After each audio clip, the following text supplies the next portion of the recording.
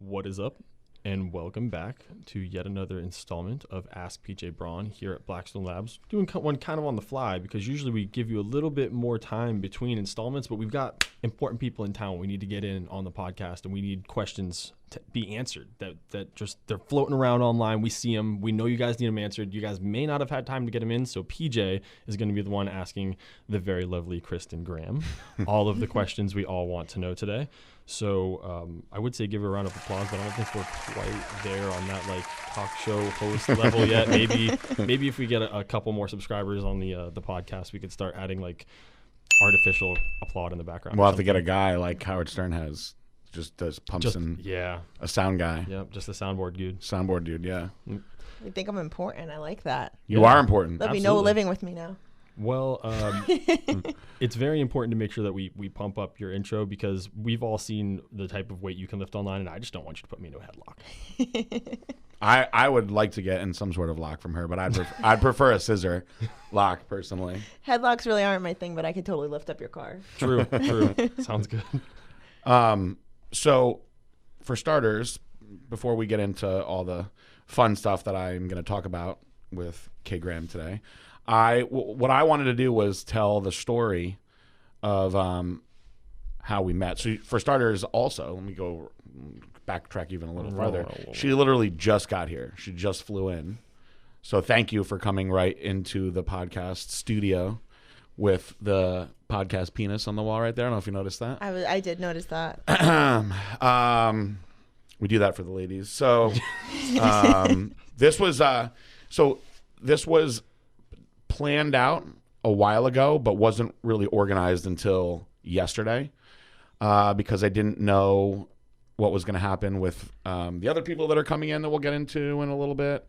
And scheduling was a bit confusing, and it made sense to only do the podcast today because of logistics of everything that was going on. And tomorrow we're going to film a bunch of stuff, but I guess by the time this podcast comes out, it won't matter anymore. So I signed a guy named Robert Kearney, who is the world's strongest gay on Instagram. And he's a professional strongman competitor.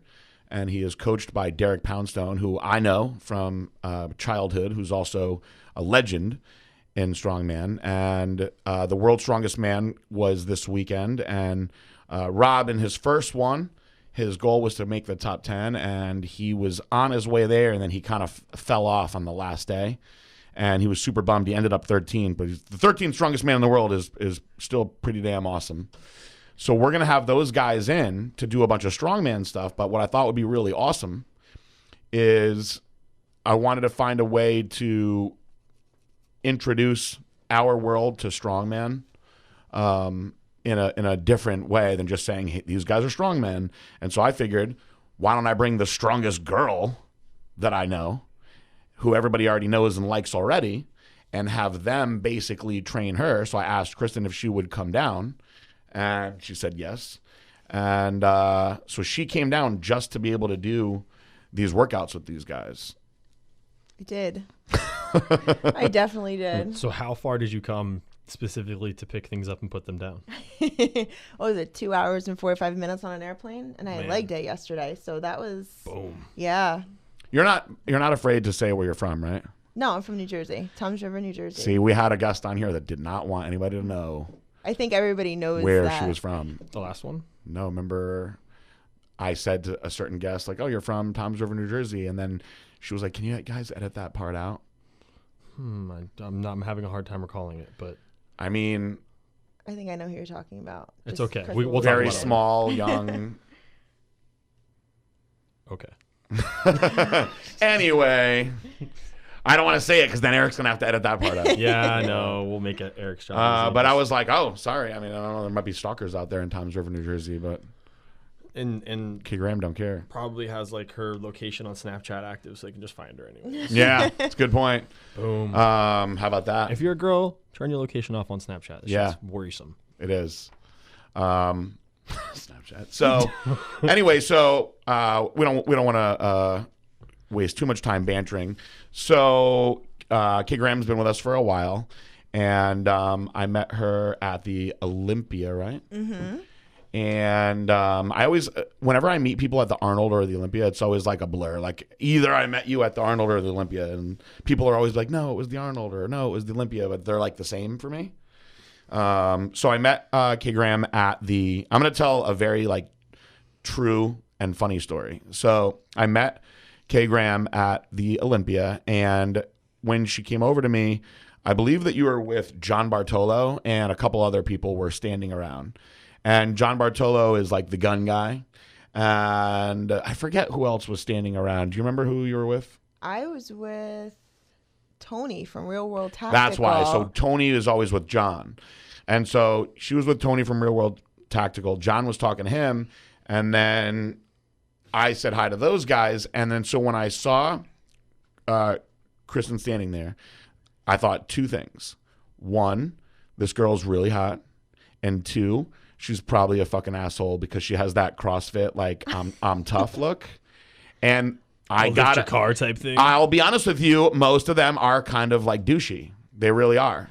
It's like they have this like chip on their shoulder. Do you know what I'm talking about? I know exactly what you're talking about, yes. And I'm like, I don't know why that they're like that. Because in my head, I'm like, I think that you're hot. You should like me. I'm your fan. But she pleasantly surprised me because she was super nice and super friendly. And when she walked away, in my brain, I was like, I'm going to make that girl a part of Blackstone Labs. And then what happened? It didn't happen overnight. There was a little bit of a process. Well, you gave me your card, and we were talking on Instagram like almost immediately. I think I DM'd you like right after that, and you got right back to me. And we were just going back and forth the whole Olympia weekend after that. Yep.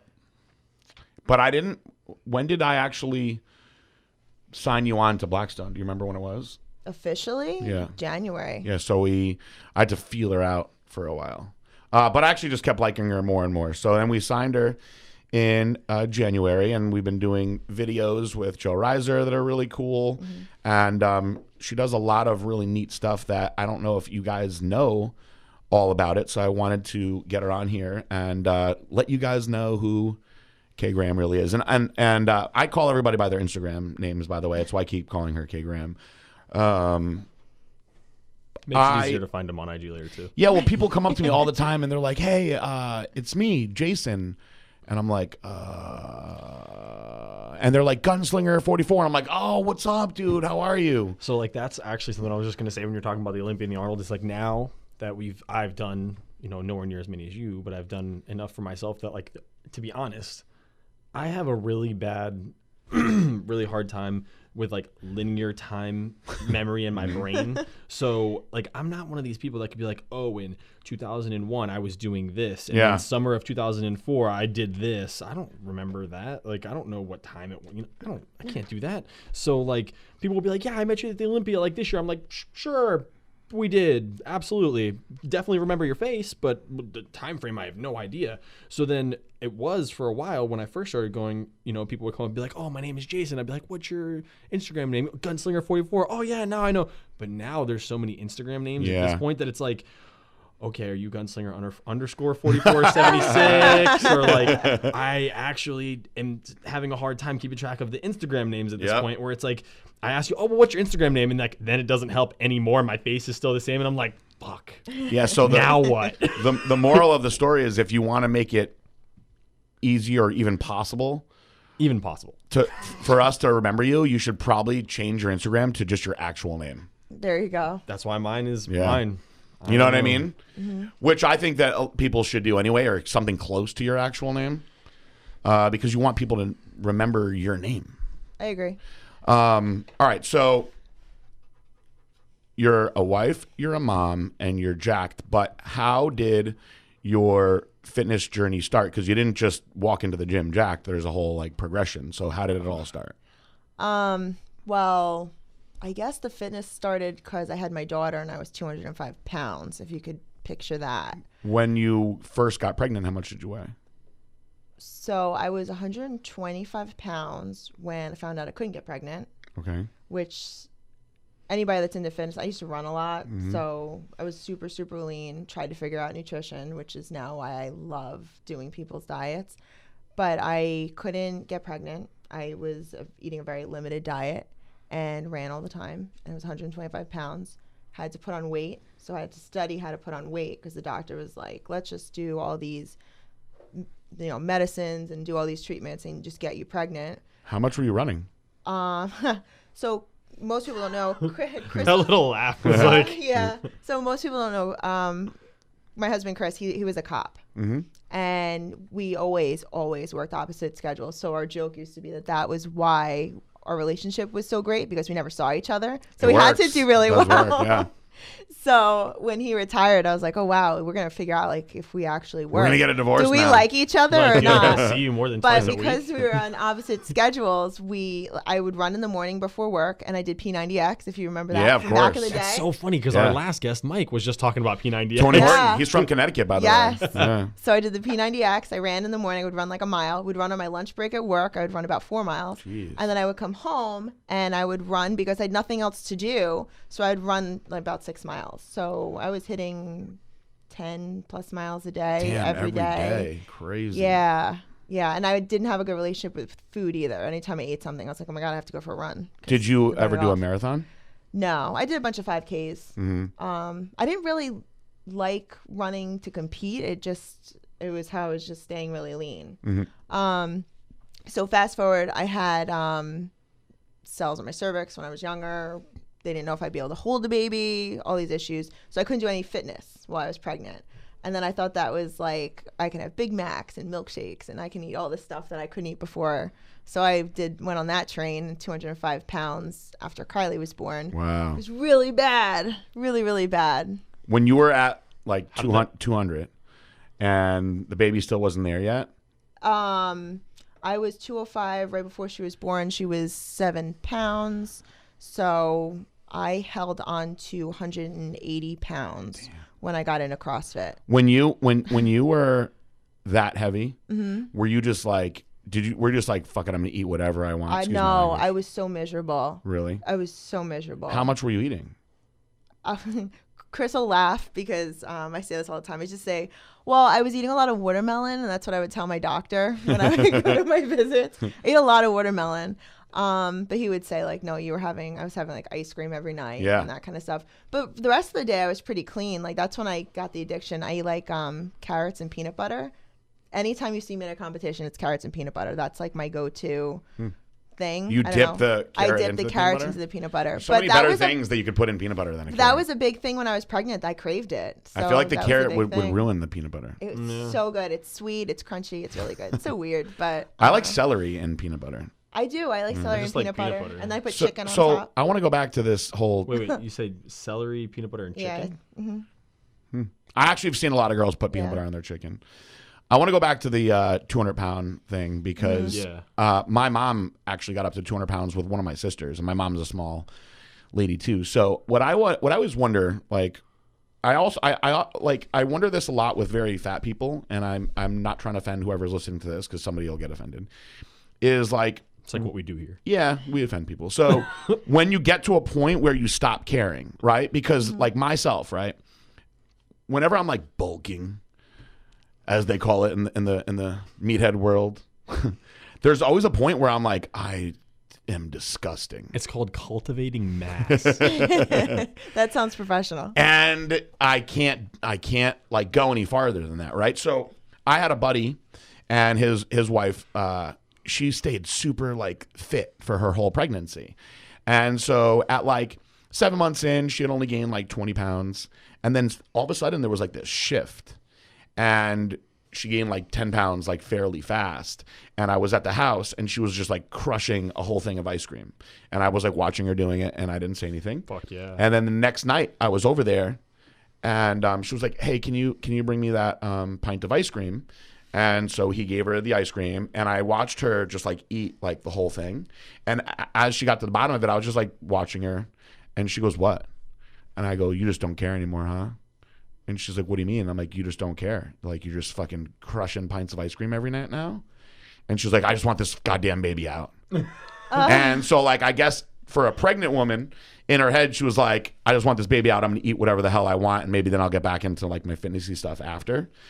But, like, if you're not having a baby, what is like the excuse to just not turn back? To just you know, fuck it? once you're like 100 pounds too heavy to just like keep on going. Like when you watch like these like My 600 Pound Life shows and stuff, like that psychological side that where you're just gonna not shut off and be like, you know what, I'm not gonna eat these 5 burgers anymore. I can tell you, not that I've done it, but I know for a fact that to get that big, it's got to be just as hard as getting that big, putting on muscle. It's got to be just as hard eating that amount to get that big. So there's no like thing that could possibly be driving you more than the flavor of that motherfucking ice cream. Yeah, I mean, because like I think a lot like when you're pregnant, your hormones change a lot.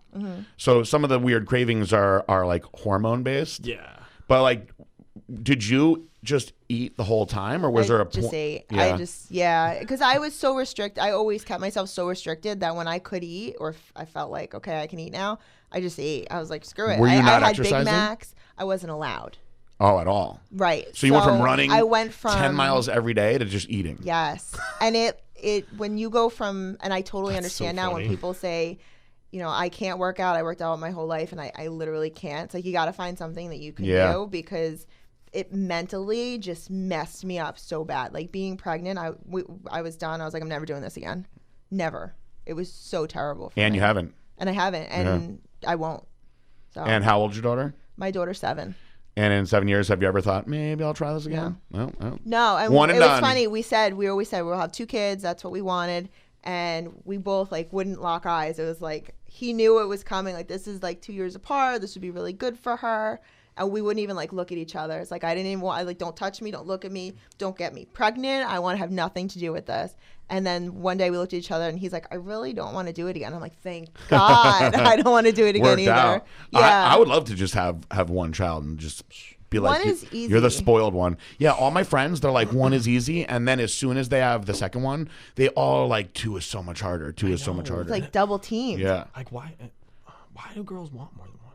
I don't understand it. Honestly, I wish that I was an only child. Yo, all I right, fucking hold wish on. that shit. Now that we're on this Excuse topic, my language. So you know, all right, this is gonna go however it's gonna go. I got a new barber. He's amazing. Okay. So I sit down in his chair and we start talking. He starts asking me all the questions about my life. And so, you know, of course, towards the end of it, I was like, you know, what about you? Like, you know, you said you have kids or whatever. I was like, how many kids do you have? He's like, well, I have 2 boys now. I have 1 on the way. And we're gonna try for 3 more. I was like, I turned around in the chair and I looked at him and I was like, Oh, my belly aches. what are you? He goes, Dominican. I was like, that makes sense. Yeah, but you know who else does that? Like, and a lot of people may not know this. Jewish people. Yes. Yeah. They try to just crank out babies. Yep. My old partner wanted to have 6 kids. That was his goal, and he has what, 3 or 4? 3 already. But now, see, I think that, like, for instance, like him, like in the way he was talking about his kids, like he does it because he really loves his kids and he wants to have a big family. You know what I'm saying? The Like, Dominican guy. You have to Yes. have that, yes, I guess, persona about you. Like, want the kids, want the big family. Really want, like, I can tell just by the way he was talking about his little boys that he just loves them so much. He was like, I could be at work making more money and saying, oh, I'm working to give them a better future. He's like, or I could just go and hang out with my kids. Or I Like- could make more kids and have less money. Exactly. Yeah. So like by the end of talking to him, I was like, wow, I can't comprehend how on earth you would ever like want 5 or 6 kids. But holy shit, that's pretty fucking amazing that you love them that much, because I'm pretty sure I'm going to get that first one and be like, that's it. No more. If I have This a is all the boy, love I if got. I have a boy on the first one, Done. like what'll probably happen is I'll have a girl and I'm gonna be like, God damn it. God. And then I'll try again. And if I don't have a boy, then I'm gonna stop after that. Yeah. No, I don't want more than one at all. And Tara's like, yeah, at least 2. I'm like, no. I think that like a lot of people say, like my dad was an only child, right? And so a lot of people say like, oh, like, when you're an only child, like you don't learn how to like interact with people the right way. I'm like, oh, my dad's the nicest guy that I ever met. So not having brothers and sisters didn't fuck him up, and he got to have all the shit from the parents. That's right. That's what I want. I want to share shit with my sisters and my brother, and they take time away. Fuck that. So I think that I think it's funny that you guys were both just like, yeah, we're good, we're done. Yeah, Done we're with this. Yeah, I was like, we never had that conversation. I wasn't sure what the game plan was with that. I have a lot of friends though that they say that they want to have multiple kids or 3 kids or whatever, and then as soon as they have the second one, they're like, this is horrible. Christ. Yeah, it's a major Game difference. changer. I never thought about fucking changing a diaper while the other one was shitting in the living room. You know, it's funny because my buddy's like, I thought one would occupy the other, and it's not like that at all. They're both doing completely different shit. And It's like I thought they went together like pairs. These two are like opposites. my plan on it now that I'm a little older, my plan's a little different than it was when I was younger. Now that I'm older, I told Marissa the other day, I was like, look, if when you're 30, we still don't have children yet, then I will put together a plan. She's like, when I'm 30, I'm like, you're fucking 27, relax. And she's like, but my biological clock is ticking. I'm like, well, I know you don't know that much about the human body, so relax. Take a little longer. Relax. This isn't 1940. Let it tick. I was like, I will come off the testosterone and I will do a pregnancy protocol that involves HCG and other drugs necessary to make my sperms swim the right way, and we'll do it like that. Now, if it happens in between then that's great. Like, fine with me. It's cool. I'm old enough where, hopefully if I'm not in jail after January, I can have kids the right way. That's a joke, by the way, to anybody who's listening. And also kind of a fuck you to everybody that thinks so. Yes, it's a little bit of both. So I don't look at it as a plan anymore. Like when I was younger, I was like, you know what, I'm going to start having kids when I'm like 30. And then when 30 came around, I was like, man, I should probably try to get a girlfriend one of these days. And then my sisters and brother started cranking out babies. And my mom was like, when are you going to have a baby? And I was like, I don't know. I can't even find a girl that I like. And so now my mindset is way different, where I definitely want to be a dad for sure. And if it happens like naturally, whatever I get is going to determine what I do going forward. Because if I get a boy, I will get a vasectomy immediately after. That's my plan. You're like, I'm actually not even going to leave the hospital from when he's born. I'm just going to go straight into I'm like, while we're here. And I know that's like, Marissa, that will make her upset. But I feel like if you get a boy on your first shot, that's like winning the lotto. The doctor's going to come in and be like, have you picked a name yet? You're going to be like, his name is Philip Jr. And where do I go for the vasectomy? Is there a waiting room, or should I just get naked here? I feel, though, that I'm definitely going to have a daughter, and it stresses me out already. Chris wanted a boy so bad. And when we saw the ultrasound, it was very, very clearly a girl. Mm-hmm. And he looked disappointed, and I knew he was disappointed. And when we did briefly talk about having another one, he said he would prefer to have another girl. The boy thing he was over it. Huh. Having a girl was so special. Well, he got bit by the bug. Bit by the girl bug. He definitely did. He's like, at first he's like looking at the ultrasound screen like, are we sure this is ours? He looked mad. Yeah. This one's ours. It's not confused somehow. All of the parents that I know that have both boys and girls, I've never met a single one that said that the boys were harder than the girls. They always say the girls are harder. Of course. Always. Kylie's so easy. Well, you only have one, thankfully. Yeah, that's true. Yeah. But if you also had a boy, you might be like, you know what? She's a pain in the ass. Oh, she's so good. Because I thought that I was bad. And I thought my brother was kind of bad too. But my mom was like, you guys were a breeze compared to your sisters. Because they're a different kind of bad. Yeah. They're a different kind of bad. They're more stressful kind of bad, going out with boys, doing stupid ass shit. Also, my sisters were like constantly like talking back to my mom. They were like they got to that age where it was like 13. Once you push off that cliff, there's no coming back. Yeah, I feel like boys don't do that. No. Like maybe they might do it with their dad a little bit, but I think most boys aren't like that with their moms. Where like a lot of girls, they get to that, it's like 13-ish. Where they want to talk back to their moms and like give their moms attitude. I see it a lot with people that I know who have kids. And I think that gets super frustrating for the moms that are like, what happened to my sweet angel? Now she's talking back to me and telling me I'm wrong and yelling at me and stuff. My sisters did that a lot. And my mom would just give them a crack, boom. And set them straight most of the time. But it didn't make them stop. They were like brats.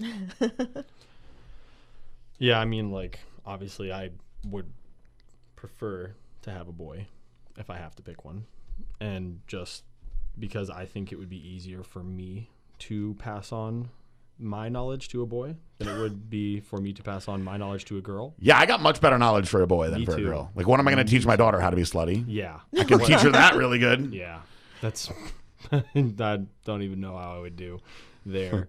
But I do know one thing, like, because I didn't grow up with my dad, but I remember one time I was on a phone call with my dad that was supposed to be him reprimanding me for like coming home late because like my mom had gotten frustrated and was like, "That's it, I'm gonna call your father." I'm like, "He hasn't been around for 18 years. What the fuck's he gonna do?" Like, and I'm on the phone with him and he's like, "What is she worried about? You're gonna come home pregnant?" And I'm like, "Yeah, I guess that's the way you see it, bud." Like, My mom used to give my little brother condoms once she knew that he was having sex.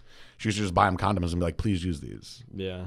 But like, there's no way that they would be doing that with my little sisters. No. Right? Yeah, you can't. Total double With, standard. yeah, see, that's what I'm saying. With a boy, you're like, Yeah. you're gonna go out and do it one way or another. Like, please at least be safe. With a girl, you're just like, don't let me see anybody looking at you or touching you or doing anything. Fucking stay inside. I'm putting a lock on the door. I'm 6 years older than my brother, and it was like he had no restrictions, and I was. Yep. They were so hard on me. Yeah. My sister's different. 11 years older than me, and my sister was not allowed to get away with anything, nothing, and I got away with everything. There was just, I remember care anymore. many situations where my sister was just sitting there looking at my mom and looking at me. She's like, "You would have killed me if I did this when I was 12. What do you mean?" Yeah, but thank God that parents are like that, because Yeah. this world would be a crazy place if girls just running around already doing whatever the crazy hell as they shit. want. You know, it'd be scary. There'd be a lot of AIDS everywhere. There'd be a lot of weird shit going on. Even weirder shit that's going on Right. now. Yeah. I was thinking the same thing. Weirder shit that's going on now. So, all right. So, back on track. So after you had, you had the baby and went to 180. I was holding about 180. Yeah, I couldn't lose any more weight. I tried running. I went back on P90X, but nothing was. How coming long off. after? How long after birth were you back in the gym? I think what was it, like 4 weeks? Oh, that's fast. Yeah, I mean it was like whatever the normal. Usually time they span say was. 6 weeks. Yeah, but maybe that's what it was. It wasn't like I didn't wait any longer. As soon as Mm-hmm. they said I could do stuff, I went right out and started working out again. But the weight just wouldn't come off. It was terrible, and I was more depressed. I just kept getting like more and more depressed, and then I wouldn't eat, and you know how that goes. You don't Mm-hmm. eat, and then you don't lose weight, so that stinks. And then my sister came over one day, and I had the baby in the carrier. I'll never forget. I had the baby in the carrier. I was doing P90X in my living room, and every time she would like coo, I would go over to her, and I was doing push-ups. And I mean, you guys can't see this because it's a podcast, but my push-ups were like this. Like I was The like, people that are watching the video, may see it. Well, like, they'll be able to see it there okay, on so YouTube. Yeah. like I would go like a couple inches, and I'm like 25, 26. My sister was like, "You didn't do one push-up yet. Like, what are you doing?" That's awesome that your sister's She critiquing your called me out, but she was doing CrossFit the whole time I Ah. was pregnant. She was doing CrossFit, which made me even more upset about I'm gaining all this weight, and she's getting leaner and more fit. Is she older or younger? She's younger. Oh, that's I'm the even worse. oldest. That's even worse. Yeah. That gets So I'm in like, your head. you look amazing, like best you've ever looked, and I look like this. So I was like, all right, let me try this stupid CrossFit thing that she's doing at this point. And I never looked back. It was the greatest decision I ever made. Does she still do it? No. What happened? She's dating a guy who has 2 kids, so she goes to a regular gym now, and she does like little metcons and stuff. But How good of shape was she in when she was doing it? she looked phenomenal. She was. I'm just curious of Yeah. like your guys' genetics, because you look so good, you know. So if she did too. Me and my brother, I think, look a lot more alike. Our builds are, I guess, more similar. My sister's taller than me. She's like 5'8".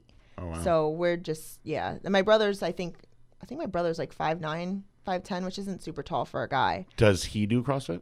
He just started. So he did like bodybuilding stuff, just not competitively. Just Yeah. that's how he like worked out. And we've been busting his chops for years. And last year during the Open, the CrossFit Open, he decided he was going to try CrossFit and wouldn't tell me and Chris because he was afraid that we were going to be like all over him. And he's like, I just want to figure out, him and his now wife, they wanted to figure out if they liked it, but Yeah. they didn't want any outside interference, and they loved it. Oh, so good. he's now coaching.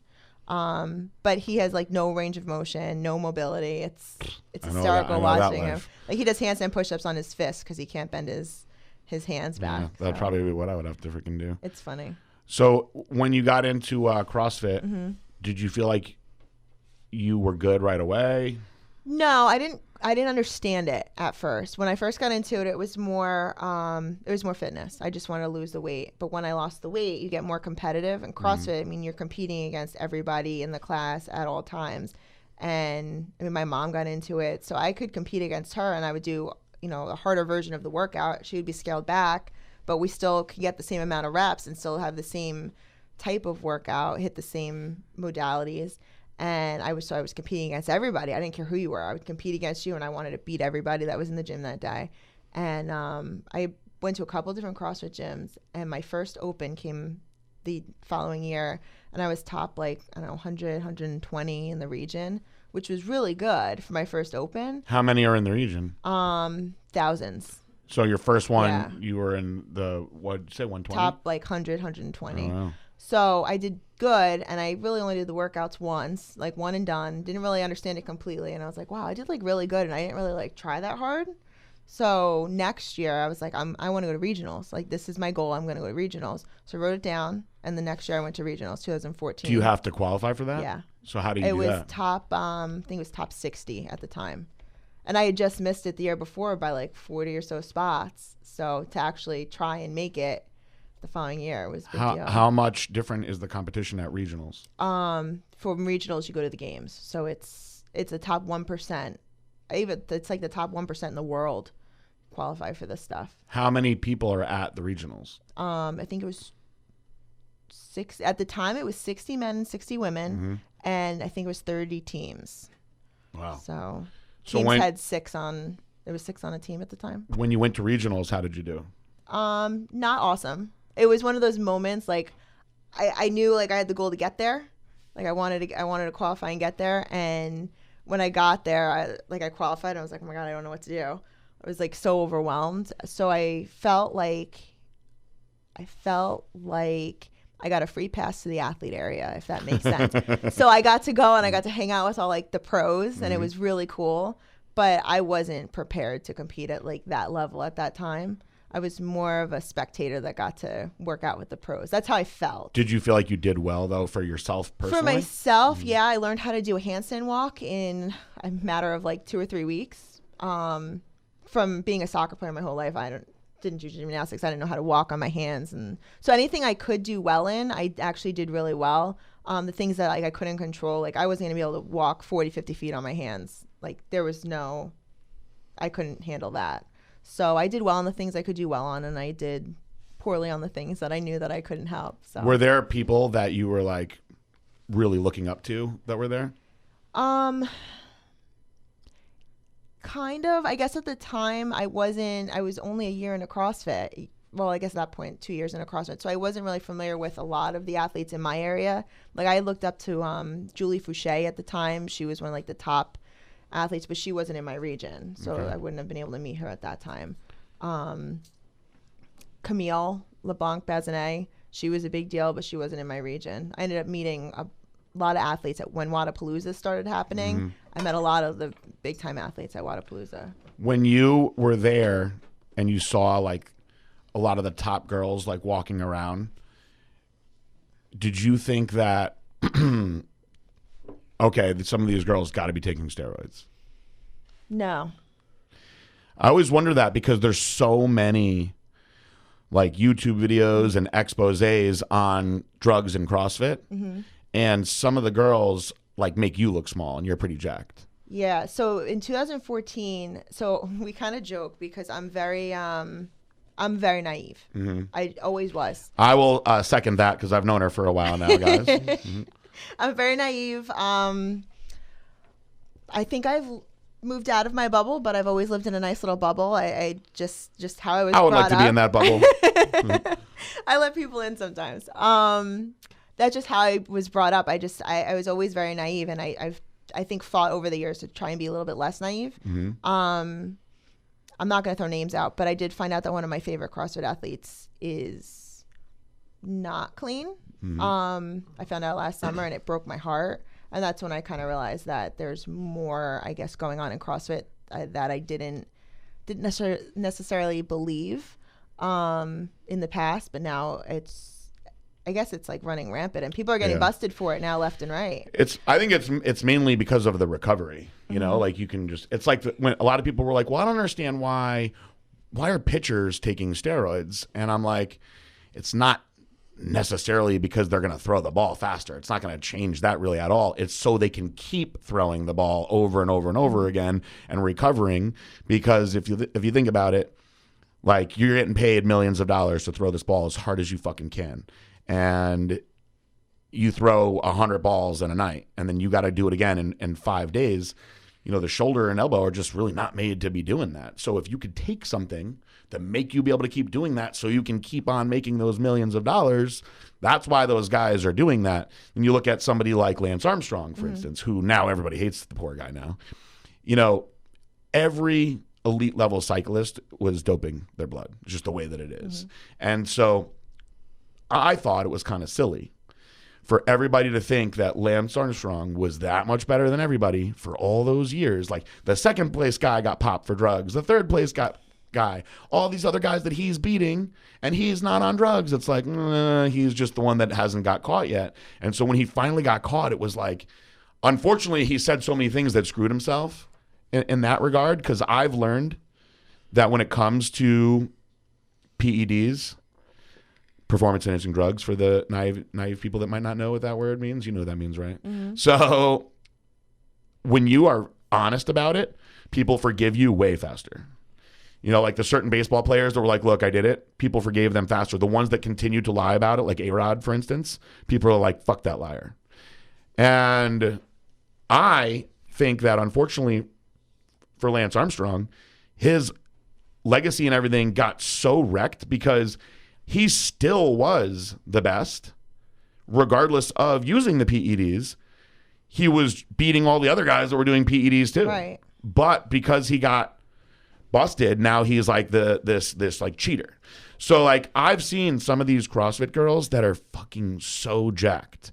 And like I just know, just because I've been doing this for so long, like there's just no possible way that you could ever be that jacked, no matter how hard you train, without using that stuff. But I don't think that they're doing it because they want to look a certain way. I just think that they're doing it because they want to perform at the highest level. And one of the things that kind of bothers me about sports, and it's probably not going to change in any of our lifetimes, is I just don't understand why athletes aren't allowed to do things to be the best that they can be. That's what I don't get. And we've said this before, but I can understand if everybody's natural and nobody's taking shit, then there should be just a natty league, and there should be a league that everybody's actually going to want to watch on TV, because everybody wants to see a dude that can throw a football four times farther than the guys that can't. Nobody wants to watch natural bodybuilding. And I'm sorry, natural bodybuilders, because there are some good natural bodybuilders. But dude, going to a natural bodybuilding show is like going to a wet t-shirt contest where no one has boobs. Yep. There's not a single boob there. It's just nipple on a chest. That's the best. It is, though. And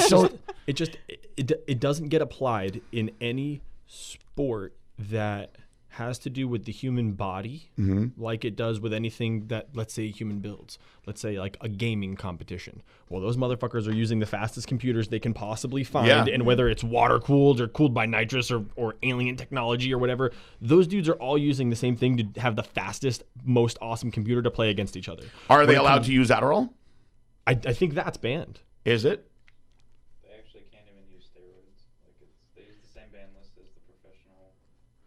So you could use whatever you want to make your computer as fast as possible, but you can't make you faster. Yeah. And so then with race cars, they use pre-built computers for tournaments. Oh, really? Yeah, no one gets their own equipment. Pre-built computers. So I don't know what the fuck I'm talking about. So hold on a minute. All right, It was impressive. Okay, but maybe not at a competition, but at your house when you're playing online multiplayer, you build your computer to be as fast as possible when you're playing competitive. Has anyone got popped for like taking Adderall or anything like that in these gaming things? So they're just like, don't take it. You're not allowed. But everybody's taking it. Usually it'll probably test winners. If you're winning $1 million, they're going to test you. Yeah. But so, all right. So then that was a bad example in the in the gaming competition sense. But if you're at home playing multiplayer against other people competitively, you have your shit as fast as you possibly can make it. All right. Well, how about this? This is silly, but you know, how many gamers are drinking like 7 Red Bulls when they play so they can be all wired out playing for 7 hours. Absolutely. Red Bulls allowed. Yeah. But let's say they're like, you know what, you can't drink Red Bulls anymore. Then what's going to happen? The games aren't going to be as good, I suppose, right? Well, same thing. Let's move it away from computers, do it to cars. Okay, so before there was a turbo invented, nobody had one. Then once it was invented, everybody was racing with a turbo. I mean, all the other teams were like, all right, well, we've got to match. Ferrari's got to match McLaren. McLaren's got to match Ferrari to be able to compete on the same level. You've got to make things better. Oh, shit. These dudes are using lightweight carbon fiber rims. Well, that's what we need to use, too. And so everybody competes with the best of whatever they possibly can to make their team or their person or object, whatever it is, win, except for bodybuilding, except for, sports when it comes to the human body. If that motherfucker wants to make the choice to take whatever risks may or may not be associated with performing at the highest level, can we get him and a couple of his friends together and play a real fucking game? Yeah. Because that would be cool to watch. I think that it should be allowed and just governed accordingly by doctors so that everybody is doing everything the right and safe way. And then it'd be pretty cool to see how good everything would really be if people didn't have to sneak around about it, because like all these UFC fighters that in the past couple of years have been getting popped, like you have to assume that most of them must be doing stuff then. These guys are not just the renegade guys that are doing stuff and getting caught, If there are guys getting caught, that means there's a lot more guys that are not getting caught, They're not just getting the couple bad sneaky guys and everybody else is like, oh good, they got rid of those sneaky guys. The other guys are like, oh, thank God it wasn't me, So I don't know. I don't know. We don't need to spend that much time about like CrossFit girls taking gear. I always just in all sports, I guess I always go back to the fact that I think it's a shame that PEDs aren't used in a way that could make people perform at an elite level for longer periods of time, because the human body just isn't designed to do most of this stuff for that long. Or at very least, if you're not going to give them the ability to use drugs that are going to vastly enhance their ability to do something, maybe you could at least allow them to use drugs that enhance their ability to recover or have longevity doing it, so that way they're at the end of their career, they're not completely dilapidated and they're like, well, fuck, if I had been able to take this or that, my joints would have been better or whatever. Either that, or you got to test every single person thoroughly no matter what. And I know that costs a lot of money, but that's the only way to make it really fair. Yeah, it costs a lot of money, but how much money does the NFL make? Of course. Of come course. On. But the guys that are unfortunately getting caught most of the time that are then the bad guys, right, they're just the unlucky ones. Yep. You know what I mean? Yeah, that's all it comes down to. It's just unlucky you got caught. There's probably people doing far more than them that just aren't getting caught. Yeah. But think about it like this. So CrossFit's sponsored by Reebok, right? So you have all these Reebok sponsored athletes. Now, I don't know who's doing what, so I'm just going to put that out there. But if one of the Reebok sponsored athletes, and Reebok throws all this money into CrossFit, if one of their athletes gets busted, they're going to pull all their money, right? Yeah. So even if they did test positive, nobody's going to say anything. Yeah. They're going to get away with it anyway. And it's such bad press. Right. So they're not going to press. put that press out there in CrossFit. They'd be stupid to. Who knows? Maybe in another 100 years, we'll see some type of change and shift happen in the world, like we did with medical marijuana. Yep. You know how years ago it was demonized and it was the devil's. It'll make you mad and crazy. It'll make all reefer of your madness. It'll make all of your women want to go sleep with black men and all the craziness that they tried to put into people's minds with videos that were just absolute bullshit, just lies. And for all the young people out there, try to get your hands on Reefer Madness and watch it. That's what they showed to our parents. It's comical in school. It's hilarious. Absolutely comical. And they pushed that stuff as fact to young people, to the mass public. They pushed it out as fact to keep people away from it. And now, most of the country is legalizing it and using it medically. So why on earth that would happen? And somewhere down the line, somebody wouldn't say hey, Anavar is pretty good for everybody. I don't, maybe we'll see that shift, hopefully before, our time is up here, because I would really like to see some super sick, gladiator shit happen on NFL. It would be like the remember the video game NFL Blitz? Yes. It would be like running that. up the walls and shit. Yeah, it would be like that. It would be it would make all sports more much better. entertaining. Baseball was, first of all, baseball sucks. I don't even understand when people like baseball. It's the most boring game ever. But it was actually cool for a little while when they were kind of letting everybody take steroids. Like that was when baseball was cool, when you had McGuire and Sosa like just all jacked, cranking home runs nonstop. Giant biceps swinging bats at like that was 100 miles an hour. Awesome time, dude. Like everybody, people that didn't like baseball were like, I'm gonna watch these guys hit home runs. Then they took it all away. Those guys were bad. And like, what's good for home runs in baseball now? Like 40. It's not like how it used to be. Who knows? I don't It's even the watch numbers baseball. are nowhere near as cool as they used to be. And somebody's gonna like write in and be like, actually, the numbers are. But I know they're not. They're better than they Nah, ever because were. nobody's breaking those records. Like all of a sudden, those records were like being broke, and then there was a big drop.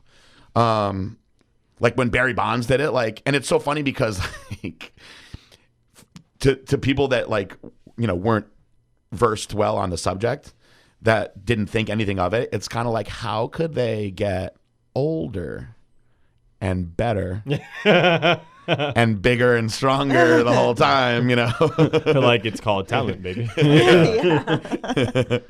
You just don't got the juice. That was the one time where I thought baseball was exciting, when everybody was juiced out. See, juice makes things better. It does. All right, so I also want to state, now that we've had this whole conversation, that I think that those jacked up CrossFit chicks are hot. I've always thought that they were hot. I think a lot of people get a little intimidated by that. But like when I see them with their fucking socks jacked up and shit, fucking strutting around, I'll watch. I've actually, not to make you guys laugh, I've actually masturbated to the Reebok games on ESPN, just watching some of those girls fucking go at it. Is that weird? No, Do you think that's weird? I don't think it's weird. I just couldn't you got get a it thing, done. right? Yeah. So you have I a don't think fetish? it's weird. I just couldn't get it done. Yeah, I don't know. I just like, I like it. I do. I don't think I could do that to any woman that was clothed. Really. They're not Well, they're not yeah, in I much mean, clothes. They're have you like, seen when we work out they just wear sports bras and like little shorts and high socks. Yeah. The high socks really do it for you, huh? Yeah.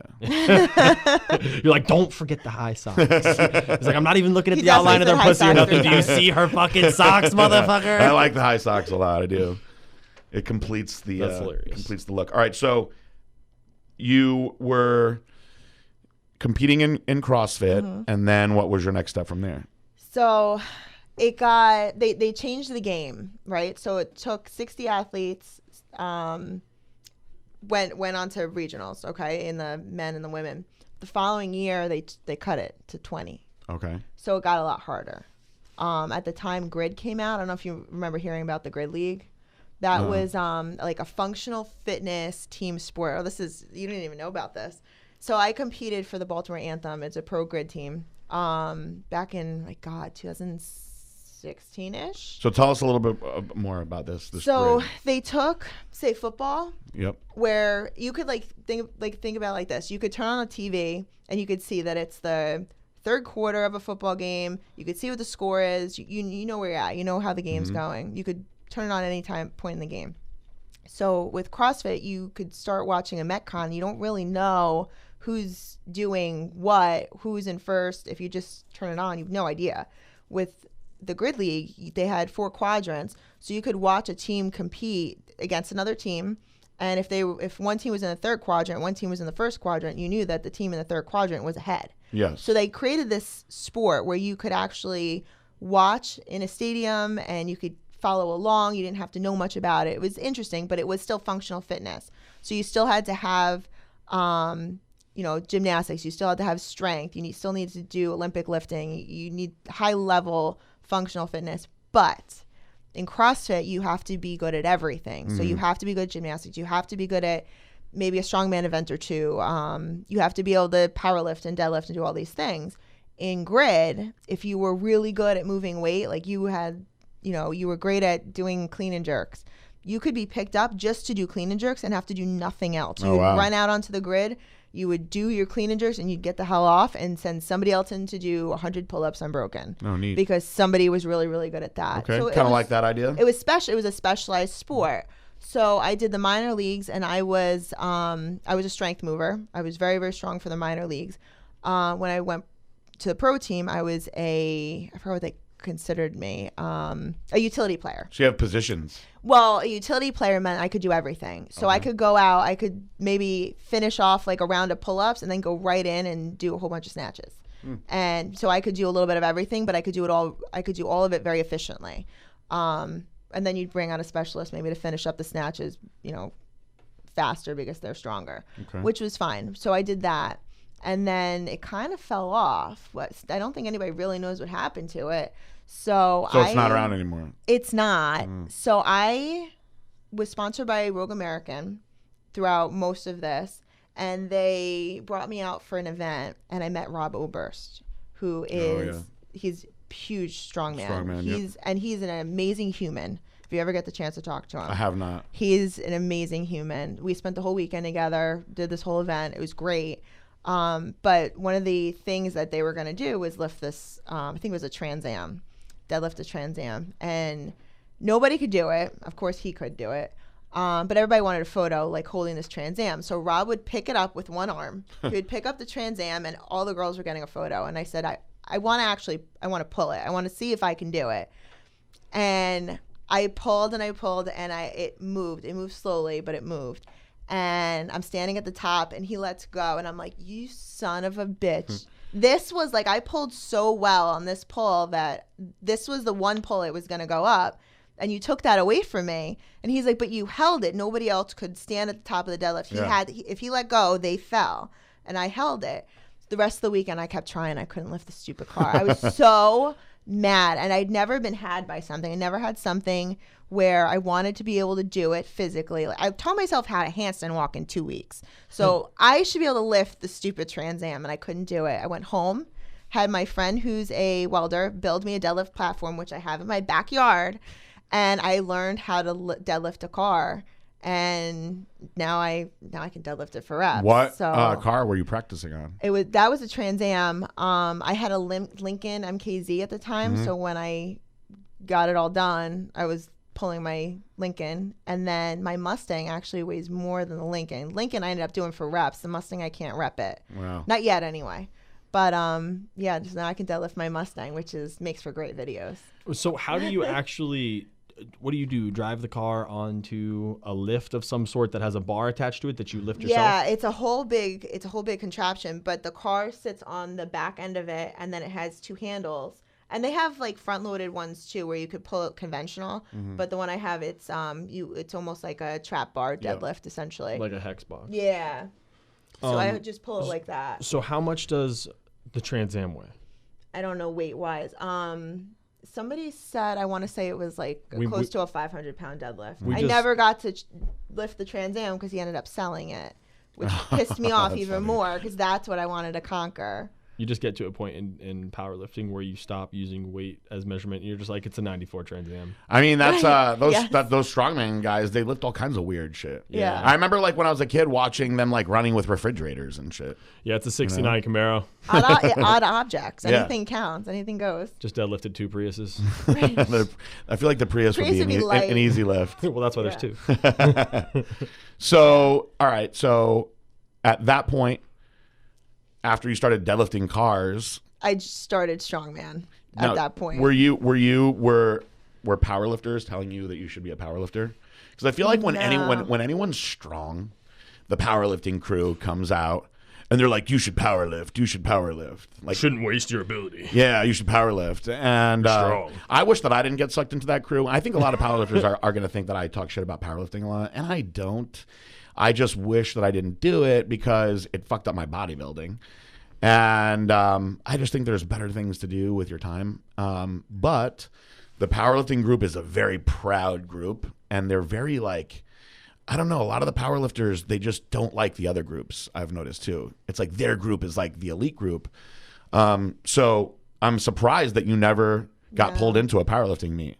CrossFit gym. There's no real powerlifting in a CrossFit gym. So I think I just haven't been exposed to it enough. I guarantee if you were doing that in like a regular meathead gym, some fat bald guy would come over to you and been like, hey, you're pretty strong, but your form's off. I could teach you, and then you can get into powerlifting. That's usually how it starts. So then how did you decide that you were going to just go and get into Strongman? took a seminar. Rob Oberst taught. It was, I think, the starting Strongman seminar. And so I signed up for a competition. And I said if I could lose, I was 165 pounds. So I went from 125, can't get pregnant, to 135 when I got pregnant, to 180. And then I was holding 165. And how did you feel about your physique at 165? I was thick. Mm-hmm. I didn't think anything bad about it, but when I started cutting weight, so when I was 165, I was like, if I can get down to like 150, because I wanted to compete lightweight, because 165 would be on the low end of middleweight. Okay. So I really wanted to be, if I can hit that lightweight division, I'm gonna sign up for a strongman show. So I hit 150 and I was like, holy cow, and I liked how I looked. Mm-hmm. At that point I was like, oh wow, I didn't realize I was getting thick. So strong, but thick. Did you lose strength when you went down? No. Oh, good. No, which was shocking. Gab Gizmo, if you're listening to this one. So I lost 15 pounds. I didn't lose an ounce of strength. And if anything, I felt like I could move better. Yeah, on certain lifts, like the deadlift, you should be able to move a little bit better. For sure. Your leverages are a little bit different. So I got if stronger. you have extra weight that's not muscle, it's just in the way. Right. You know? Right. Yeah, So and that CrossFit I did better too. I ended up doing better. I didn't ask you this. When you were doing CrossFit, you were weighing 165? Yeah. Oh, wow. Yeah, because I had to be strong. So the more weight I was putting on, I was able to lift more. Like Olympic lifts, I do better when I weigh more. What about like pull-ups and stuff like that? They suffered a little bit, but not enough. Okay. So you went down to 150. What's the weight class? 140. So I hit 150 shit, and I was you like, gotta all all the way right, down to that was my 140? goal. Yeah. So I was like, if I can hit 150, I'll sign up for a show. And then it's 10 pounds. So I found a show in Connecticut and I signed up. And I think I signed up, it was like maybe August. The show was October 1st. And I dieted down. Not a lot of time, geez. No, I dieted down. It was straight through Olympia. And I was holding like 137 before the show. Like, Wow. I didn't even have to water load. Like, I felt and I looked amazing. It was the best I ever felt. And I went in, and the worst part about Strongman, because I'm used to CrossFit, were the commands. So they tell you, like, there's an up command and a down command. Mm-hmm. I'm not used to that, which is probably another reason why I haven't tried powerlifting. Yeah. There's those commands, and I'm course. just not, I've never done it. So it's new and uncomfortable.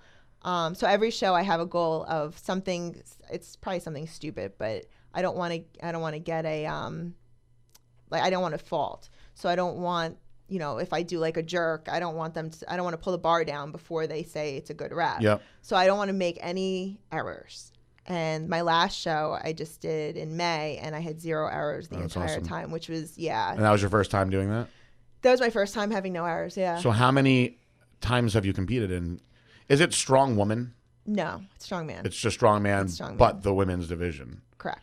So you call yourself a Strongman competitor? Yep. Okay. Yeah, I'm good with that. I'm just curious. I think there's heritage to that. People say that all the time, like, don't you get offended? And I'm like, no, that's the heritage of the sport. Yeah, I always wonder because with the hashtags, there are strong women hashtags, but I don't know if they're the right hashtags. I haven't like searched through them because you can I don't know.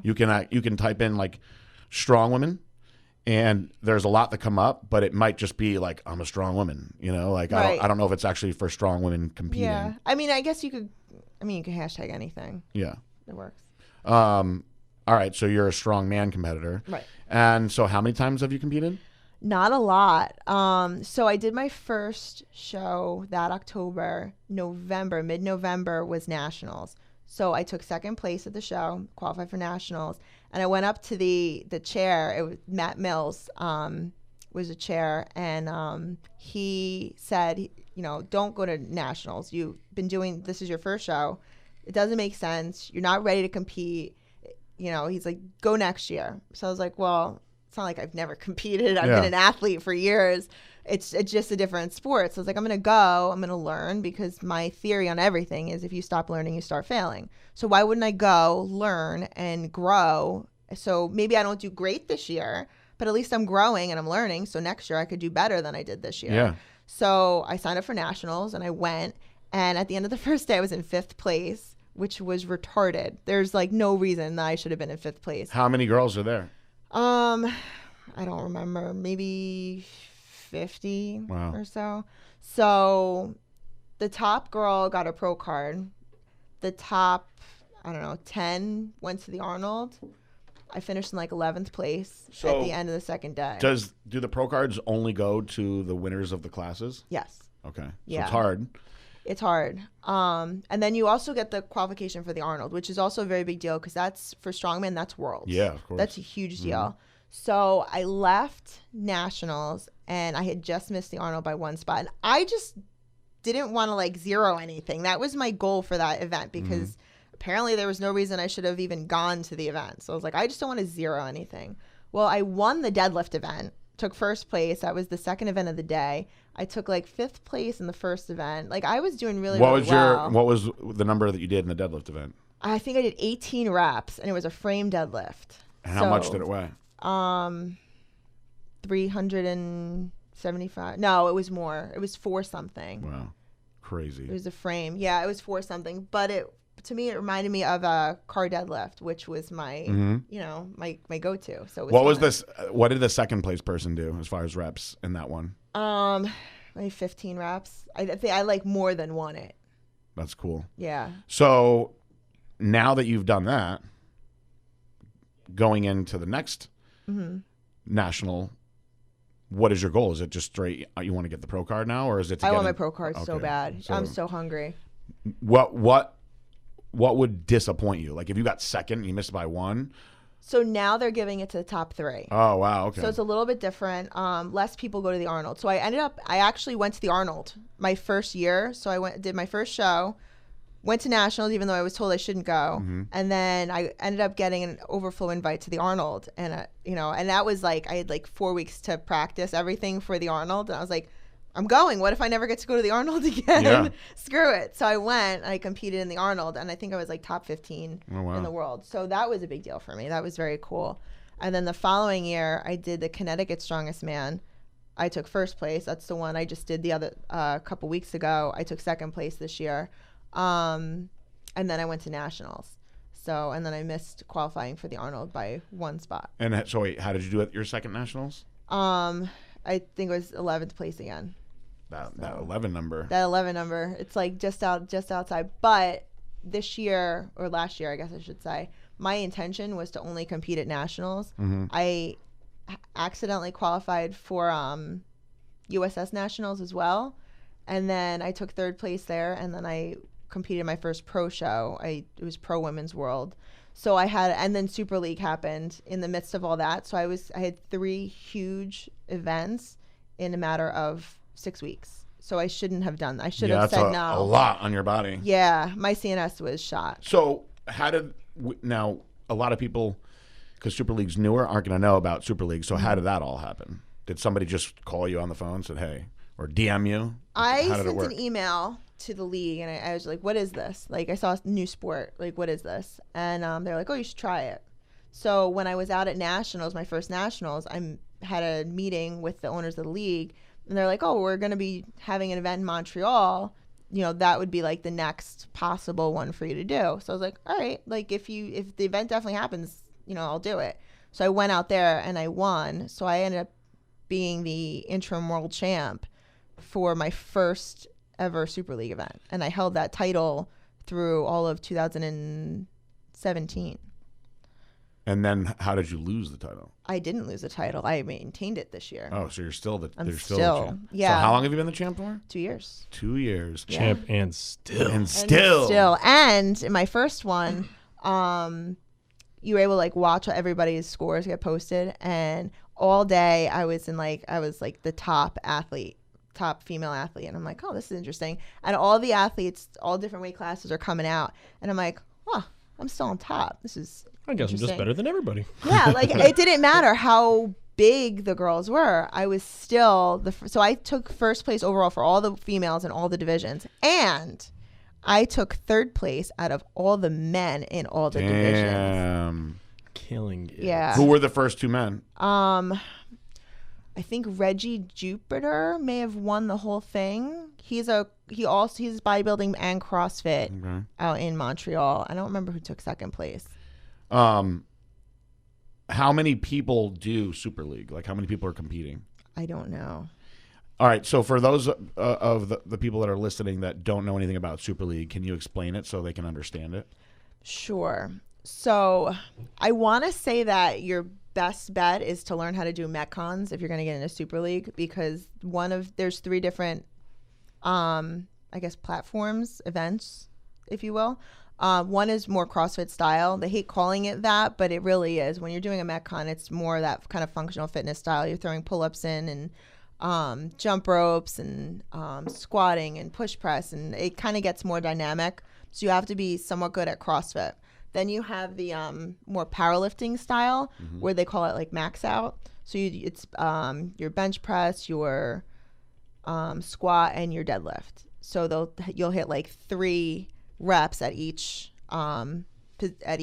movement, and you only have a short period of time. I think it's like 6 minutes to do each movement, and then you move on to the next movement. But you can't move on until your time's done. You're doing all this on the same day?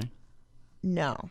How is it broken No, down? you have like they had like that weekend, Super League weekend. They had Friday, Saturday, Sunday. So you had 3 days. Or this year you could have done it at home. So I did 2 of the events at home and then did 1 on Sunday. This way then I was fresh. How do you do it at home? You just videotape it. You videotape everything, show them your weights. And each day that you're doing these things, how long are you actually lifting for each day? It depends on the event. So max out, I think it's 6 minutes. So 18 minutes with that. The CrossFit style one is like 16 minutes.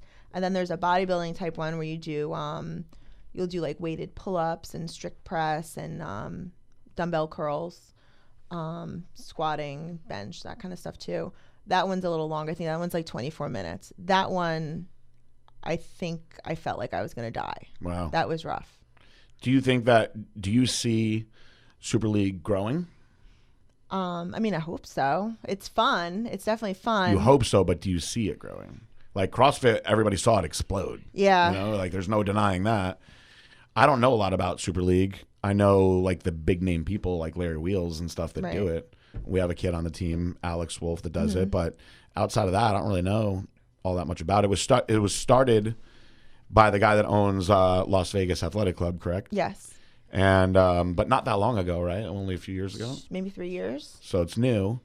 But I don't. It's like I don't really see too much about it on social media. I don't really see much at like, you know, the Arnold and stuff like that. Do they do anything like that? They don't have the Arnold. No, they just did the Olympia. That was like their big thing. It's out there, yeah. Yeah, they're trying to make it more where you're competing in like a stadium. Like you come out and it's like going to a wrestling event. And, Yeah, I've seen some videos that they've done that have been pretty cool from a marketing standpoint. They definitely want that wow factor. Do you think that it's too hard to get a lot of people to do it? No, I think that so this year they had a lot of people that, I mean, they had strongman competitors. They had they had me in there. They had but I've done it now for a couple years. They had like Brittany Diamond is a pro. They had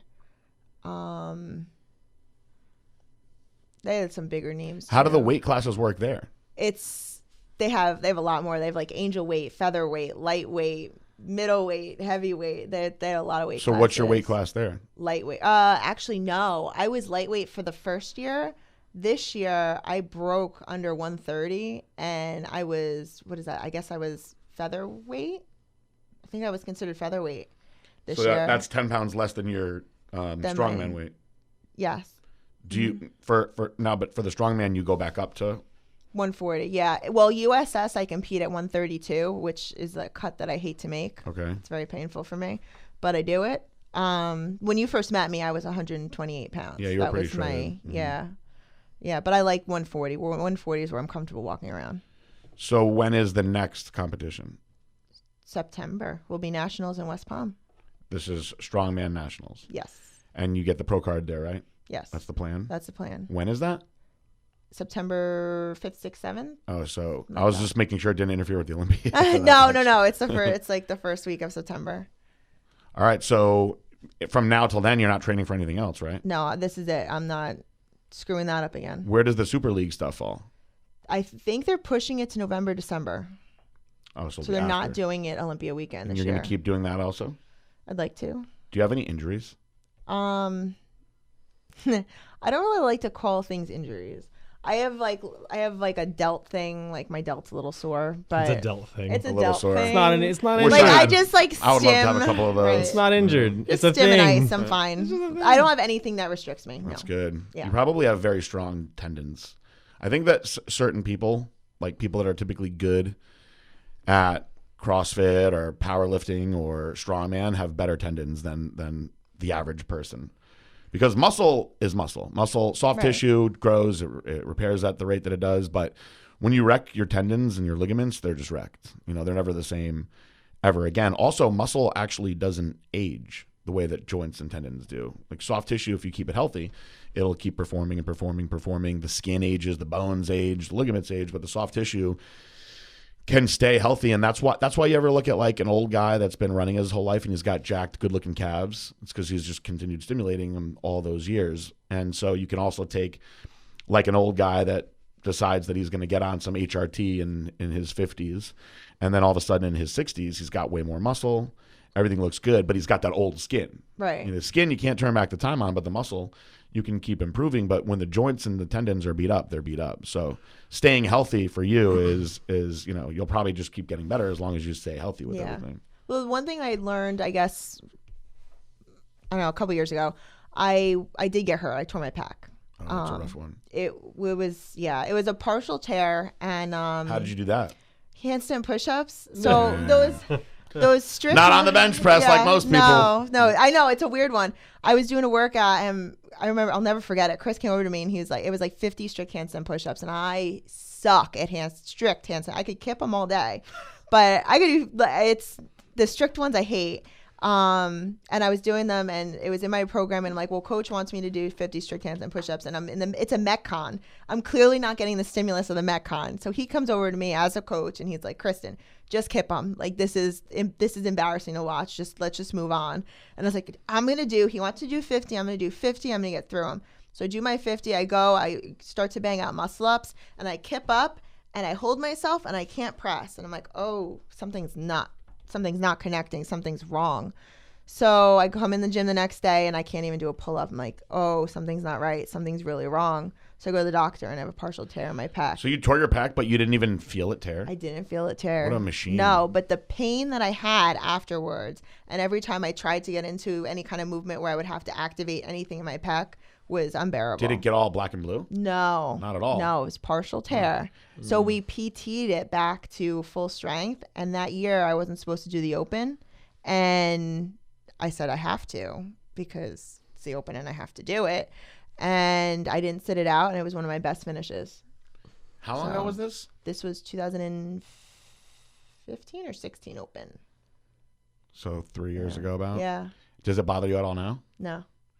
No, I learned a lot of things about my body and how to move properly. Mm-hmm. Like, we literally took me down to like how to do a push-up properly and built up from there. And we're not talking like PT with like little bands, and like he beat the hell out of me for months and had me literally ready to go.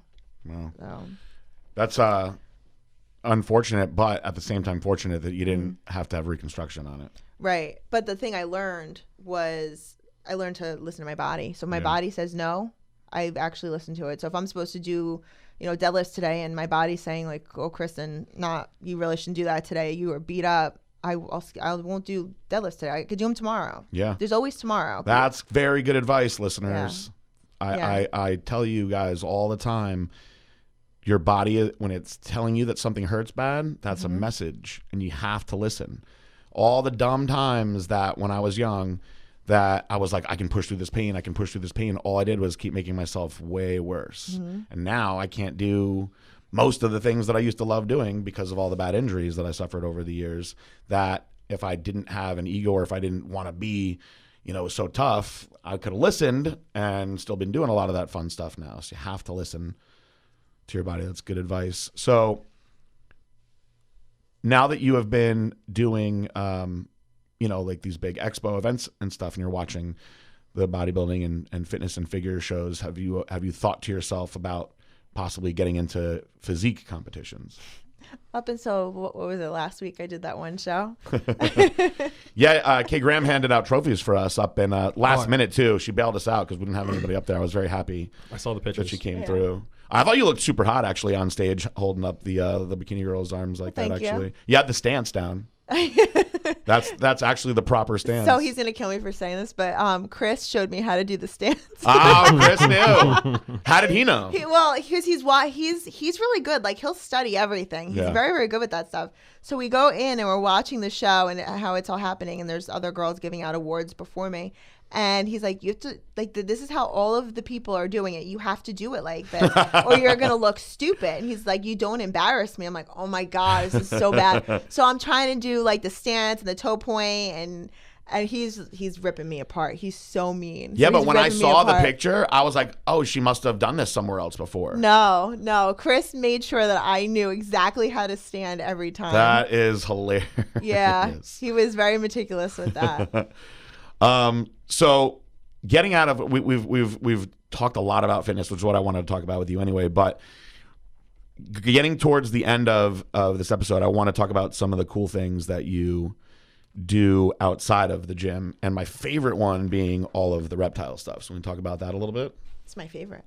But you at first were not a reptile person, right? No, I was afraid. Well, we had a bearded dragon.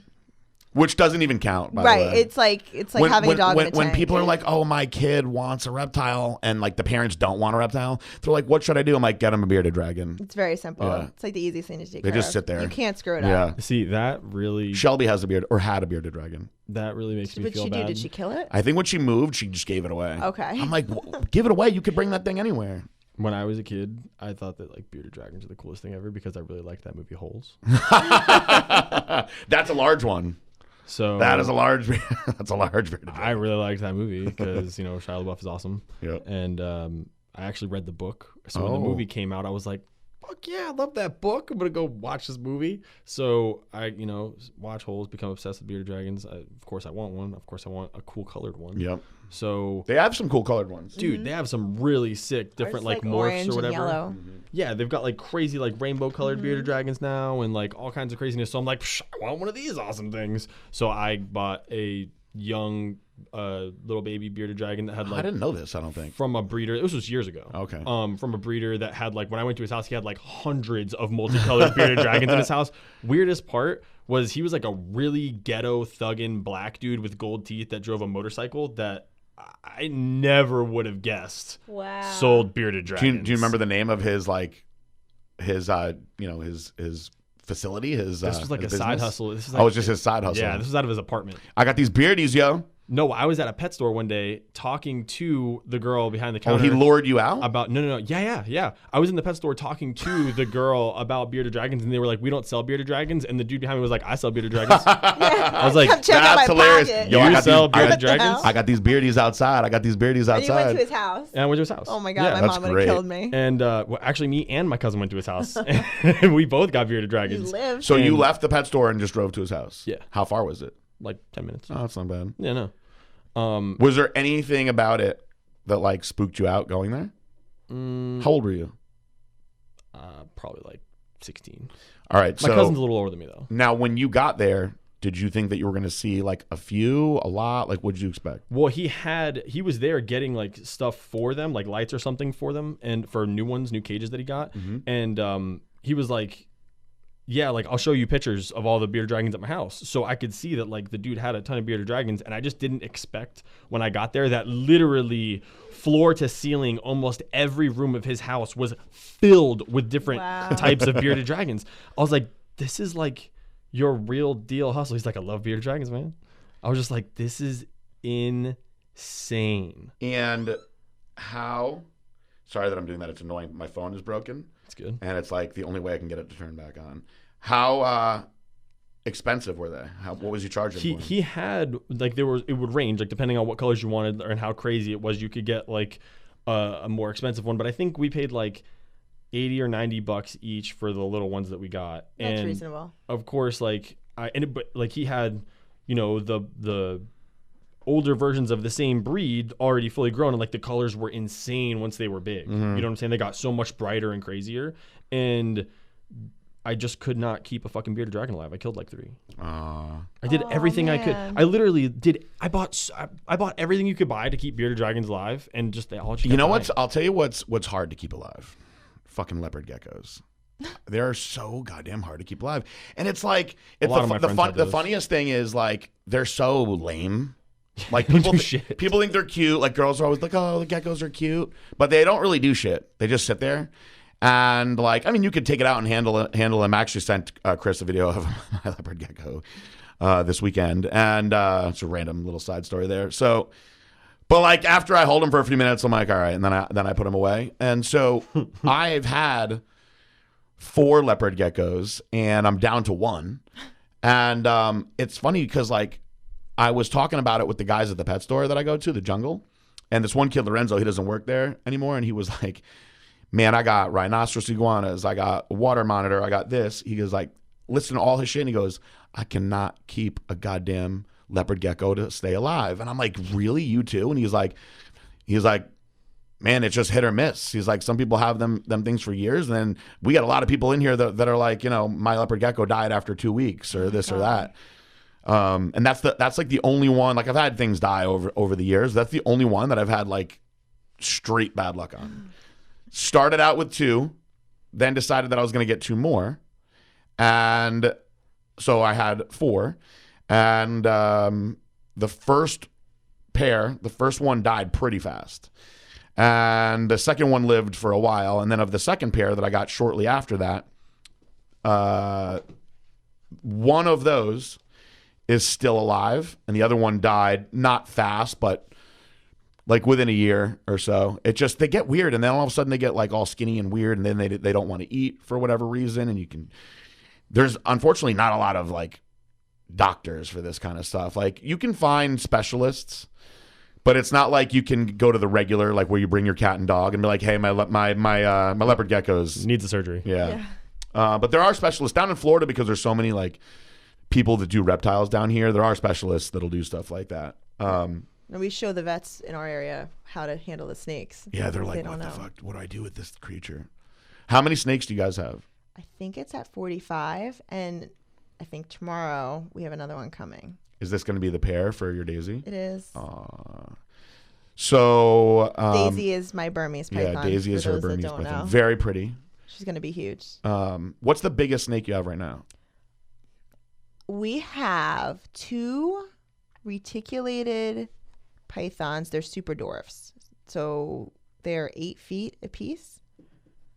That's good. So I think those are our biggest. Can't even get reticulated pythons down here. They don't allow the permits anymore. Oh, really? Yeah, Florida changed the rules. You can't even. They don't even want you having tegus anymore now. Oh, So you're wow. grandfathered in if you have them ready. But going forward, they cut off. It's funny because when this happened, everybody was sending it to me because they figured that like that I would want to know. They cut off. There's a number of things they cut off. They cut off reticulated, pretty sure Burmese. Yeah. Obviously anacondas, certain like large monitors, because what's happening in Florida is these idiots.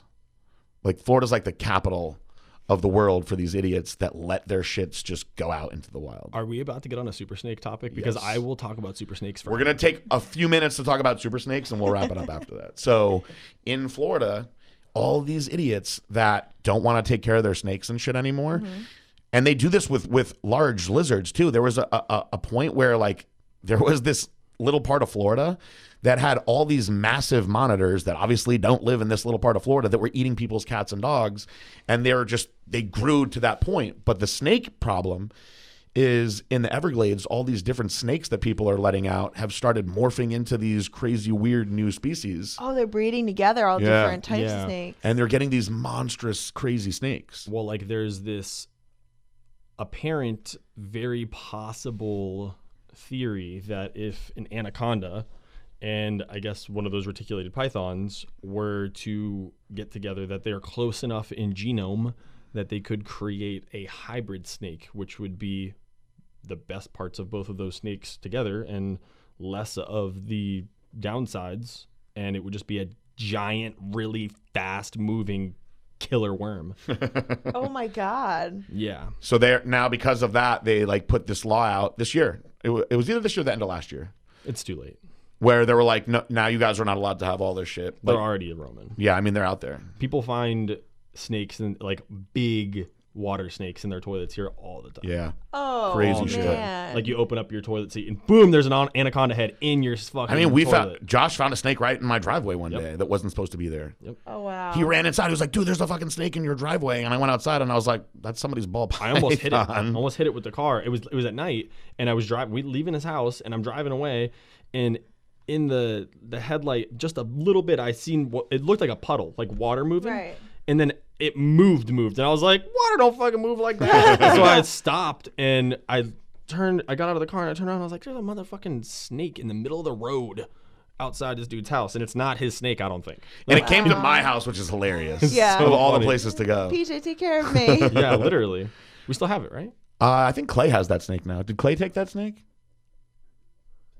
Yeah, so when Are Clay... you rescue snakes too? Yeah, so we rescued the snake. Well, I was like, maybe somebody lost it, so was really docile. we shot a video, and I was like, hey, did somebody lose a snake around Meisner? I have it. If you want, DM me. And I got 2 DMs from Genova fans. One of them was like, I'll take the snake plus $50. And then another one said something stupid. So we just brought it to the office and kept it and gave it a nice life. One of our guys got really into snakes, and so when he left, he asked if he could take the snake with him, and I was like, yeah. So you guys have 45 snakes. Yeah. Are you doing any other reptiles? No, right Just now it's sticking to just the snakes. snakes. Yeah, we do want to do one of those. I don't even know. You can't call it a farm, I guess, but where you take like your reptiles around to like schools. And, Oh, cool. yeah, I thought that'd be really neat. But we actually spoke to the ASPCA because we work with them a lot, and they're going to help us get our Schedule 1C, I think, is a not-for-profit. So I think we're going to start to do something with that eventually. Oh, that's fun. Yeah, I'm excited for that. I can't wait to have more time where I can get back into doing stuff with the reptiles again. I have my reptile game has completely halted, and it's actually even taken steps back. But I will be moving some of the reptiles here. I'm excited. Well, not here, the new building, which I'm pretty excited about. And then I may start expanding again, but probably wait until all the FDA stuff is over before I start looking into doing More lizards. more. We gotta get rid of What I really want to get into is water monitors, but that's a little ways away from now. That's like custom enclosure type Yeah. shit. Fun stuff. So I know you said you wanted to close out here soon, but I just thought this was interesting. I usually don't spend as much time on the computer as I have during the podcast, so I didn't want you to think that it was anything to do with you or that I was disrespecting you during your podcast time or anything. But a couple things had come up regarding Legion that I wanted to get taken care of as fast as possible. So this was the next email that came into the sponsor email after the one that I really needed to get done. Okay. So I started reading it, and now I just think that it is perfect to put on the podcast. So being that we're talking about strong men and women, and diving into kind of a new part of fitness in the sport for Blackstone, I got a email to sponsor, which goes like this. It says, hello, my name is, and I'll leave that out for them. It says, I am a professional cornhole player.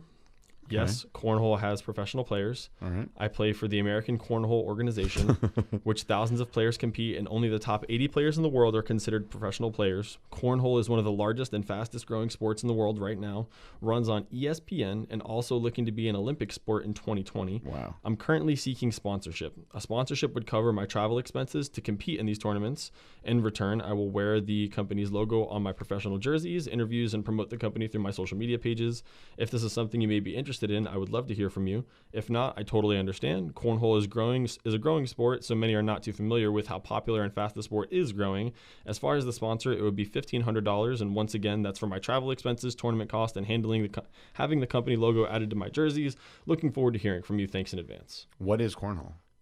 Oh my Cornhole goodness, it's is- so much fun. Cornhole is when you set up, it's like a box with a hole in it, and you set up two across from each other, and you throw sandbags into it. Oh, that's cornhole? Yeah. That's going to be in the Olympics? No way. It is looking to be an Olympic sport in 2020. There's a lot of things that are Right now, it runs on ESPN. That's hilarious. It's a lot of fun. If you ever had any curiosities go through your mind as to what some of the emails come through on my end, That's it's pretty stuff like damn that. funny. Stuff like that. Blackstone Labs sponsoring cornhole. We might do bocce ball, maybe. Really? No. So we actually had another one similar to this, but was more just bodybuilding tuned that I forwarded it to Billy and I was like, is this possible? The dude was saying that he has been competing in bodybuilding competitions since 1994. Okay. And has done like 6 a year every year since then and still is not a pro. Amazing. And is like looking to go. And I was like, wait a minute, hold the fuck on. I sent it to Billy. I was like, is this seem possible? He's like, That's no. a lot of shows for a year too, isn't He's it? like, no, you can't. There's no way. So, I mean, I still accepted the guy because I'm not going to tell him he's a liar, but I thought it was interesting. Before we finish off this time, do you have anything that you want to plug or say before we go? Because you do have other stuff going on. I do? SFB. Oh. So this year, so we have with the snakes, we have 45 snakes. The reason we have them is because we have a company called SFB Exotics. So if anybody wants to purchase a SFB original snake, definitely hit me or my husband up. If you're looking for a bearded snake. A bearded snake, right. So leading me into the next plug would be our other company, SF Beard, which stands for some fucking beard. If you're not catching the SFB in every single one of our companies, that came from my Instagram handle. So K Graham SFB does not stand for Kristen Graham's Facebook, which some people thought that that's what that meant. Everybody thought that's what that meant. Yeah. SFB stands for Stronger, Faster, Better. Gotcha. And it's just something that I've always said since I got into I guess seriously into fitness. Mm-hmm. So I am the sole owner of Stronger, Faster, Better Nutrition, which used to just be nutrition, and now it's nutrition and programming. So and nutrition, programming, and accountability are the 3 pillars of my business. So if you're looking for a coach in nutrition and or programming, I'm your girl.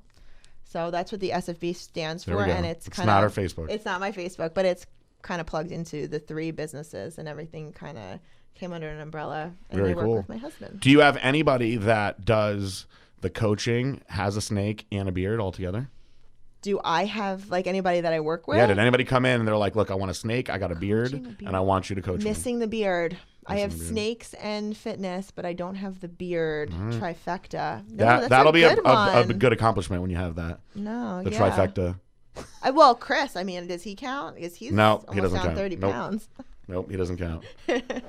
Spouses do not count. If you are looking, But it's good they're helping him because I won't even help Marissa. I'll take her to the gym and that's it. I don't want to be responsible for her nutrition. It's hard. I don't want that on me. I get mad. She gets mad at me. She's get like, mad just at help him. me. You help everybody else. if you are looking to increase the just overall lusciousness and audacity of the way your beard looks, definitely look into the products at Some Fucking Beard. He sent me the oil and also the wax. Oh, you're gonna love this. Did he send you the massage oil? Because we'll have to bring some of that over. So we came out with massage oil, which also we've been told has doubled as lube. Truth. And it's actually amazing. Good to What's in know. it? So I mean, I love all the beard products. Like I've actually made a video on my story when you guys first sent it to me. I hate anything I've ever put in my beard ever before your products. well, thank you. Just for the simple fact that I don't like the way 99.9% of the shit out there smells. Yeah. It just smells weird. Even if they try to put a good scent into it, they have too many other things in it that you smell more than whatever citrus or lavender they try to mask it with. And all the SFB products, I feel like in huge contrast to everything else, you feel them working, and then after a couple of hours, you go back to feeling normal. Whereas everything else leaves my face feeling greasy for like days, and I'm like, why did I use this shit 4 days ago, and I can still feel it on my skin under my beard? It's disgusting. That can't be clean, you know? So awesome. The beard oil is my favorite, and then if you're looking to like curl your mustache or keep anything in there, the wax is killer. So hard to find good beard shit. That's good to know, guys. You. Good to know, listeners. Yep. Awesome. Yeah. Well, I think we covered a lot, right? It's been an absolute pleasure having you on today. Very Thank you for having me. diverse subjects. I think this is probably the first female guest that we've had that didn't get bombarded by like dick questions. Yeah. So you survived. I was hoping that there would be at least one. People are probably intimidated. I think so. I was actually going to talk about your boobs a lot, but then I was like, it's not going to flow with the rest of the podcast. I feel like we've talked about them a lot on the live. So I like them on my own. How about that? We'll leave it at that. Catch them on the live. They're good. So on that note, we're going to end this like we always do with a peace out. Bye.